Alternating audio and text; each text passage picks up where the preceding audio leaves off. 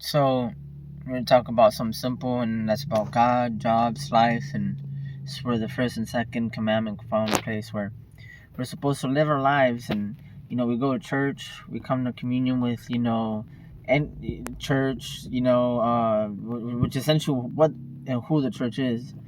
And every day we go there so we can bless our jobs and our lives, not realizing that when we go to church, it isn't just there to bless our lives and our jobs, we're there to be with there and commune with God. If we go to church so God can bless our jobs and lives, then we miss out the whole point. The whole point is to come to God and live a life in which our jobs and life bless God Himself. So our jobs and lives are there to bless Him, not the other way around. We think, oh, God is supposed to give this, give that. He's a giver, He's a creator. He's saying yes, but we're supposed to help in His creation. We're supposed to give so it can bless Him back again, or else we're just consuming ourselves. And we forget that we come to church, we come to life, we come to everything that is God, so we can realize that what we need to do is actually bless God by the lives and jobs that we live. When we live like that and we stay true to Him and all His commandments, His love, and are true in faith, and we do not betray Him, we're faithful, we're loyal to the very end, then we will give fruit every time. And every time, God will give back to us and we will give back to Him. An eternal cycle of life and giving and receiving and eating and giving back, and then it's like you're eating the fruit of life that returns back into the ground and comes back to you again. Versus if we just go to God and we just take from God every time, then we're just consuming everything that we're using and we're not giving back. We forget to give back. Yes, we leave it to other people. Let the government deal with it. Let other people deal with it. When it comes down with it, we say like we'll let there's missionaries or this, yes, but besides that, if you don't bless God in any formal way, I mean, you see a person down the street, you see people preaching the Bible. If we don't bless God in the little tiny things we do, when we do have to do our job and we do have to do our life and live our life, if we don't bless God in those small things, then we're going to end up falling back down again, and we're only helping in the very cause is bringing things down. It's not a game. It's not just a storybook, which it is, but of real stories. I mean, the Bible is a book of life, which is a story of life. But if we don't give back to the little things in life, the non-for-profit things, like give to God what is God, give to Caesar Caesar. See, God is for non-for-profit, for the people, for everyone in the community, versus for Caesar is money, what would be, what would the economy and everything that's run by the capitalism itself, and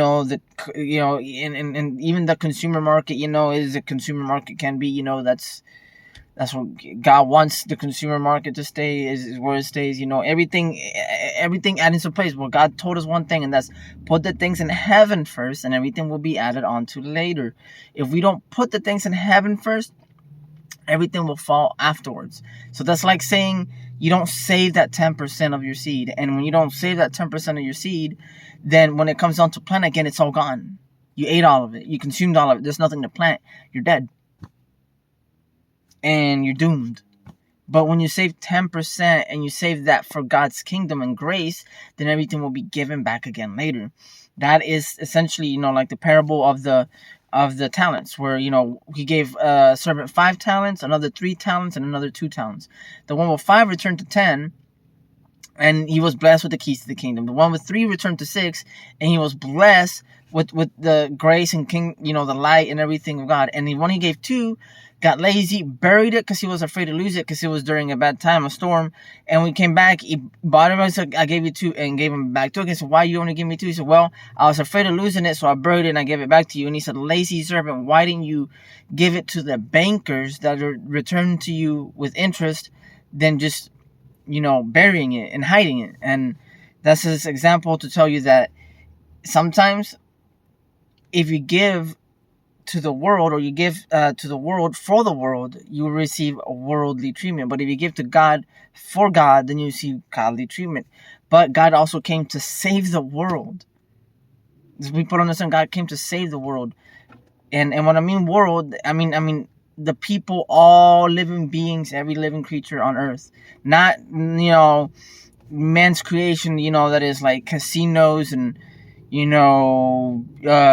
other stuff, and like where there's money laundering, where there's continual corruption and all that stuff that happens, stay away from that. But when I'm talking about the world, I'm talking about all as a humanity. We all still living, civilization, society, we're all still living together, and God gives to the world freely because he loves the world. He loves everyone. I mean, regardless, he made all the creatures, every creature, from every animal, from poisonous to non-poisonous, every natural animal in the natural kingdom. However, we are not to tamper with that as well, so that's all I have to say. And I hope maybe this word and what I said took to heart a little bit, because at the end of the day, again, you're supposed to bless God with your life and job, not the other way around. If you truly want to live in his love and grace, you have to have a job in life that blesses him, not the other way around. We can't always be taken for granted. Will there be times where we do that? Yes. But every day, live a life according to grace, and that is to bless God in the jobs we do, in the life we live, and everything we love and do. Even watching movies, watch The Passion of Christ, or one of my favorite ones is what's the name of that one? Moses, the Exodus, the book Exodus with Christian Bale. That's a good movie.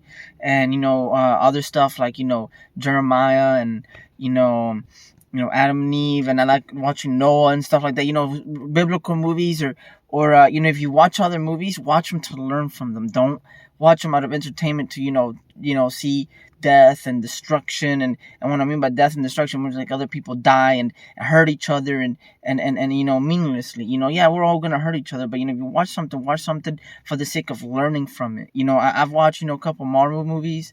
I've watched a couple Disney movies. I watch a couple like DC movies, but every time I do, I see that, and I see the life, I see the people, I see the pain, I see the darkness, I see all the lives that lived in each of the characters, and like someone who's just observing and watching their every lives, and how all the pain and all the love and all the darkness comes together to build this story of life.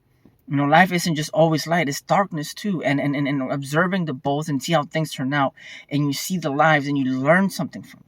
You're meant to see, the Bible talks about darkness like that, Cain killing Abel, the destruction of Sodom and Gomorrah. I mean, it's the same thing. The same violent, destructive stories are in movies. So why any different? Just watch them, not for, any kind of sensual, you know what I mean? Like, you don't just want to see things blow up and, watch some sexual desire stuff, like, in that sense, but watch it for the sake of learning. Is it going to happen? Yeah, in some movies and stuff like that, but, don't watch it for that. And if you just watch a movie for sensual desire, you're going to get sensual. If you watch a movie out of curiosity and wanting to learn the story, there's a storyline and lessons to be learned, We pay God by the lessons that we learn. We truly bless God when we pay him by the lessons that we learn. When we come, like the prodigal son, one was always faithful to the end, and the other one got lost when partying and came back, and he killed a fan calf and gave him everything, and at the end, the son that was always next to him, he said, why are you doing that for? Why have you not done that if I've been faithful all these years and I've been stuck with you? And he said, well, once he was lost, he was now found, and now he's back again in my arms and care. Is a saying that if you love someone, set them free, and if they come back to you, they're yours. There's more joy when you allow someone to be lost or to go into darkness for a while, and then you realize they're truly yours. And the beauty of someone who comes back to you is just something unbelievable. And that's what God is looking for. The fruits of life that are freewheeling and life-giving and all those things. So look for purpose, life, and passion in everything you do, and God will bless you. If not, then it's just, meaninglessness, and then, just falling into emptiness, and to what sin is. If you see what the word sin means in Latin, means without. S-I-N, sin. In Spanish, in Latin, it means without. So sin itself, it means without or lacking thereof. So sin without, what does it mean? Without God, without presence, without love, emptiness, a vacuum. You don't want to fall into the vacuum. You want to come into the presence of God where you're full of love, full of passion, full of just, everything you do in life is just purpose and desire and truth. And you just beg for his mercy, and he is merciful. And every time he comes back to you, if not, it's just pain and true darkness. So I hope this comes to lesson to anyone who's trying to watch. And shalom and God bless.